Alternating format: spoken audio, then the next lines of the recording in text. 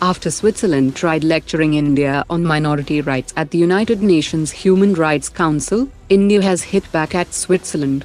As it holds the UNHRC presidency, it is all the more important for Switzerland to avoid wasting the Council's time with narratives that are blatantly false and do not do justice to the reality of India.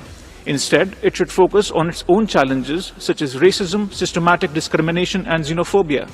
As the world's largest, most diverse and vibrant democracy, with a civilizational embrace of pluralism, India remains ready to help Switzerland address these concerns. US President Donald Trump has urged the European Union to impose tariffs of up to 100% on India and China to pressure Russia over the Ukraine war.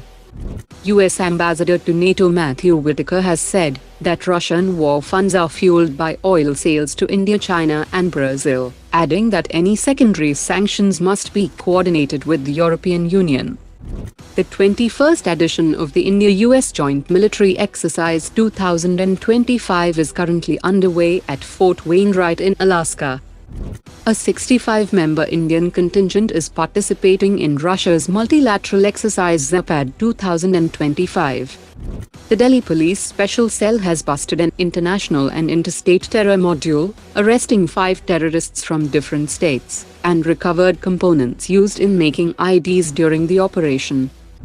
US engine manufacturer General Electric has delivered the third F404 engine to Hindustan Aeronautics for the Tejas Mark 1A program, and the fourth engine will be delivered by end of this month.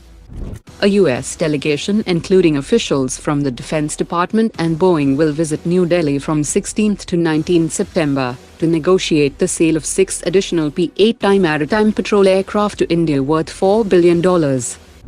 The Danish government has lifted its export ban on a dual-use charge amplifier, a critical component for the Tejas Mark 1A fighter jets. The Indian Navy is set to seek acceptance of necessity from the Ministry of Defence for the construction of 4 next-generation destroyers under Project 18. Spanish firm Enruentado Advanced Systems Limited have successfully delivered and commissioned the first Lanza naval 3D radar aboard an Indian Navy warship. Philippines has expressed interest in Indian autonomous underwater vehicles as part of its maritime security modernization. DRDO and Bharat Dynamics Limited are developing an indigenous data-linked transmitter for the Astra air-to-air missile series, targeted for completion by December 2027.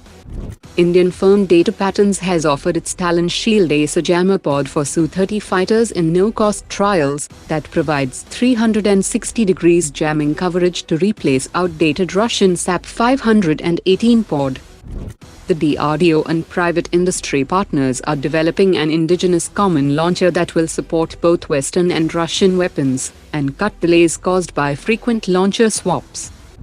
The Indian Armed Forces will acquire 150 Star supersonic target missiles that can simulate threats up to Mach 2.5 for air defense training and missile testing.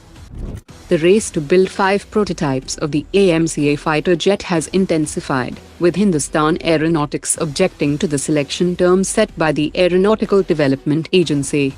HAL has argued that the revenue-to-order book ratio clause in the expression of interest is unfair. HAL has a huge workload but comparatively smaller yearly revenue, so its ratio looks weak, which gives smaller private firms an advantage, as their lighter order books make their ratios appear stronger. The Defense Ministry has directed the Aeronautical Development Agency to provide major infrastructure and reduce Hindustan Aeronautics' state-backed advantage. Officials believe that the clause could push HAL to partner with private firms through a joint venture, helping build a stronger private aeronautical manufacturing base in India. The Indian Air Force and the Indian Army have expressed interest in an unmanned supersonic stealth bomber that will be capable of carrying a 4-ton internal payload.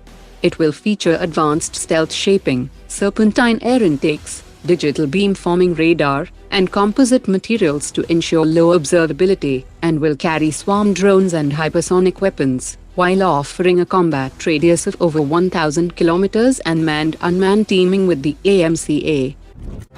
Today's top 3 comments.